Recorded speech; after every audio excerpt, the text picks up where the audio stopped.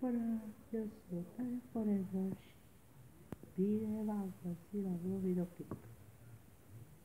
Astăzi să fac ca un fel de anunț și să spun că pe 20 mai o să fac videoclipul 2 și o să spun că voi filma cu CapCut, mai cu nu să filmez cu telefon, filmez cu CapCut, o aplicație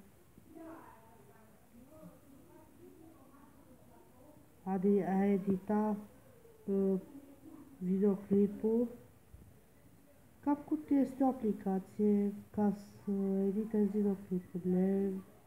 În legătură cu asta, mi-a spus o dată că aș putea să editez orice videoclip, să iese videoclipuri mai frumoase. Eu o să încerc să filmez, am să-mi schimb și telefonul, vineri schimb, vinerea care vine, schimb telefonul și o să anunț de acum că voi face atunci videoclipul 2. Da, bun, ne vedem vineri, pe 20 mai. Pa!